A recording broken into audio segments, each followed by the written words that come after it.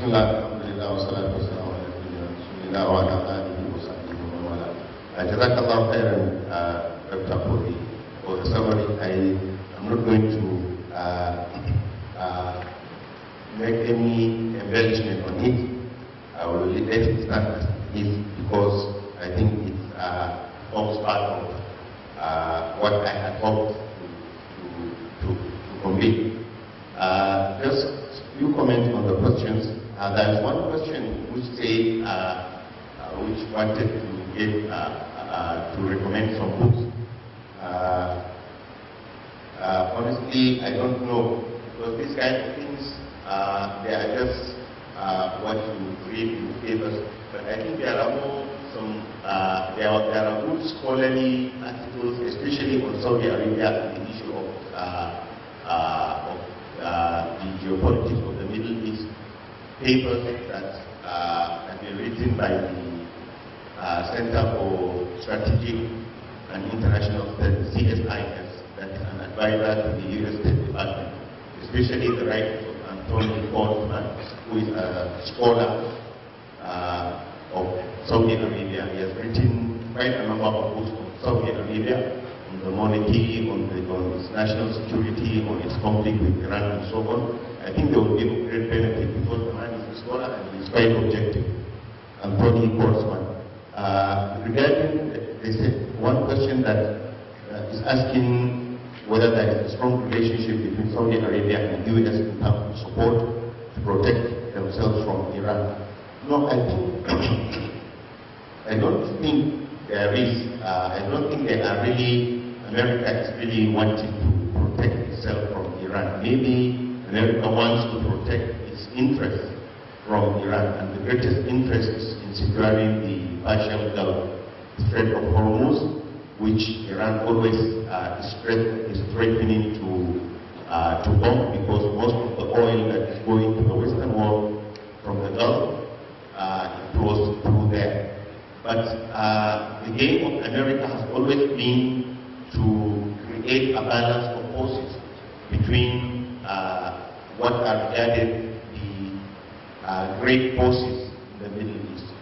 Iran and Saudi Arabia, now that they are the most outstanding forces in the Middle East, with the fall of Iraq under Saddam. Now the two are the most notable, they are the prominent forces, and they kind of play a game between themselves to balance their influence in the region, so that America remains relevant and America remains supported by both of them, by creating by a lot of hypocrisy and other kind of things that are really very funny when you observe them. And then the relationship between Iran and Europe, like France and Russia. Between Iran and Russia, we can see it clearly in Syria, because their interests, they correspond. They want to restrict the influence of the US in the region, and also Russia is a traditional ally of the Assad regime, and so their interests, they interact, because Iran is also supporting the Assad regime. Iran as a building block of Shia, whether they have any hand in the spread of Shia in Nigeria, definitely there is no doubt of that. In Nigeria, there was no effort by any group or by any country to spread Shiism before the Iranian Revolution. The introduction of Shiism is a clearly post-Iranian Revolution affair. And we know how it came and we know how it started. We are all witnesses to that.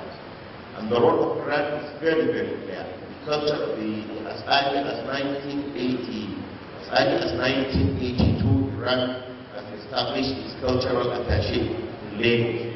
And the cultural attaché was busy spreading Mahjuba,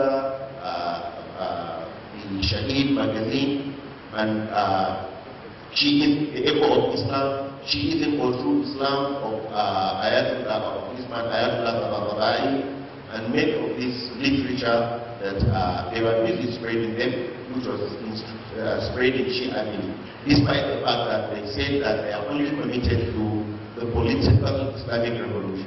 But now we have seen, at least now we are witnesses, Now they are no longer talking about revolution. They are talking about abusing the Sahaba. They are talking about injustice to Ahlul Bayt.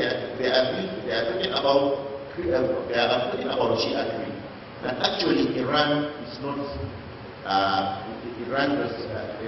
interested in religion. See, Iran is not interested in religion. People don't pray in Iran. We were in Iran 2 years ago for the Iranian-Nigerian cooperative talks when I was working with the Central Bank as an advisor on Islamic finance. And because it was Iran and there was an element of Islamic finance, I went with the group. We went to the trade, to the, what do they call it, this kind of, where they go to the international trade show. What do they call it, like the one in the trade fair. The trade fair, it is like a whole city in itself, inside Iran. And it was time for prayer. You will hear the prayer because it is played on the radio. But in the mosque, they don't have the muazzin saying the prayer. It's played on the radio. We were asking for a place to pray in the whole trade fair complex. It took 20 minutes to find someone who knew where the mosque is. It took us 20 minutes, and we went to the mosque, and the mosque was in rags. It was covered by dust because nobody was going there to pray. We went and prayed and came back, and none of the Iranians prayed. So they are not interested about Islam. All they are interested in is in creating big columnists. You know big columnists? The Trojan horses. People who are inside, who are committed to Iran inside Nigeria, but they are not Iranian. Why was it that during the recent conflict, people from Iran were the ones speaking with the Shiites?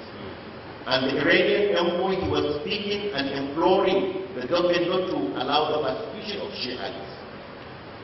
And when the envoy spoke to a political leader in Nigeria, he's saying that these people that you are claiming are being persecuted, are they Iranians?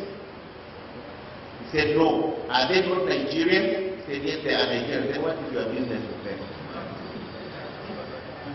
But this is what, so you can see clearly the role of Iran. And then finally, the issue of monarchy. Does Islam allow monarchy? Monarchy is one of the systems of governance. In Islam, as we see, there is no fixed system of governance. It is something that has been left to the area of al-masalih al-mursala, the public good, what is most expedient and what is most effective. That is why when Umar, when he was about to die, he said, if I appoint a successor, if I refuse to appoint a successor, then someone better than me did not appoint a successor. If I appoint a successor, then someone better than me has appointed a successor. So you don't have a clear-cut system of governance, but it's something that is left to the ijtihad of the community to find a system of governance that brings to them political stability. If you get political stability through a monarchy, nobody among the ulama will challenge that, because the essence is of political stability. If you have political stability through a democracy that is free from anti-Islamic and corporate tendencies of saying that absolute sovereignty belongs to the people and not to Allah, then there is nothing wrong with that. And lastly, is it right to support the Syrian Free Army? I think after what you heard from our brother, Engineer Bashir, you will realize that the best thing for you is not get involved with that. Because the Prophet ﷺ has said regarding fitan, regarding tribulations that will afflict the Ummah, that fitan are going to come. The one who is sitting is better than the one who is standing. The one who is standing is better than the one who is walking. And the one who is walking is the one who is running fast inside the fitna. Better to not get involved in participation in this, because this is the nature of fitna. The nature of fitna is that it kills without knowing why somebody is killing and why the one who is killed was killed. That is the nature of fitna, and may Allah save us from it. The best thing we can do for our brothers in Syria is to intensify our dua for them, because it is really the example of what a fitna is. Every single day, almost every single week, just today, in the Middle East Forum, I was reading an article about saying that are we seeing the turn of the tide on ISIS, and they are mentioning 2 new groups that have appeared on the scene, and they are all claiming jihad, and they are killing one another.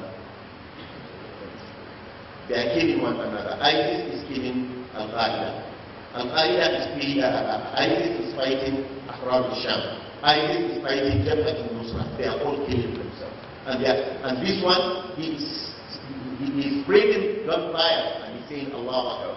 And the one who is firing back is also saying Allah Akbar. What is this? May Allah save us. Sallallahu alaihi wa sallam.